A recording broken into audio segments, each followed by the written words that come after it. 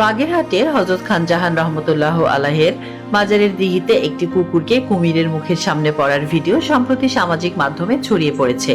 চোখের সামনে এমন একটি ঘটনা দেখেও উপস্থিত কেউ কুকুরটিকে বাঁচাতে এগিয়ে যাননি, বরং দর্শনার্থীরা দাঁড়িয়ে ভিডিও ধারণ করেছিলেন।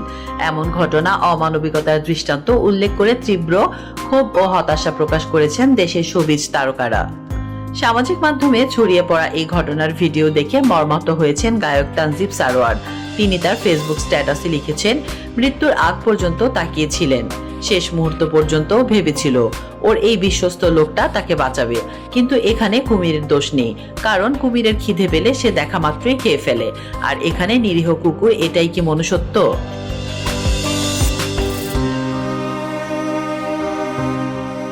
সমাজে মানবিকতার এমন চরম বিপর্যয়ে দেশের মানুষের মানসিকতা নিয়ে কড়া সমালোচনা করেছেন অভিনেতা ইরফান সাজ্জাদ।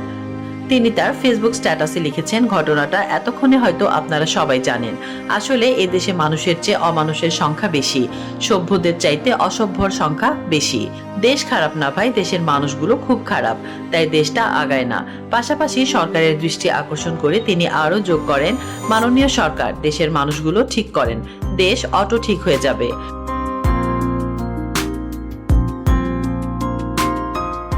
প্রাণী অধিকার রক্ষায় বরাবরই সোচ্চার জনপ্রিয় অভিনেত্রী জয়া আহসান, তিনিও এই ঘটনার একটি পোস্ট শেয়ার করে নিজের টাইমলাইনে ভক্তদের সঙ্গে ভাগাভাগি করেছেন।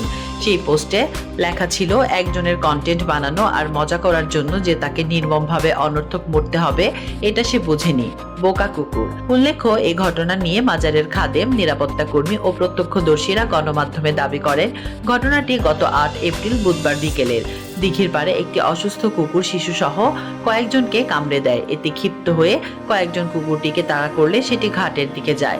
সেখানে মাজারের ফোরকান নামের এক নিরাপত্তা কর্মীকে আঁচড় দেওয়ার পর তিনি পা ঝাড়া দিলে কুকুরটি পানিতে পড়ে যায়। এরপর মুহূর্তের মধ্যেই দিঘির কুমিরটি এসে কুকুরটিকে টেনে নিয়ে পানির নিচে নিয়ে যায়।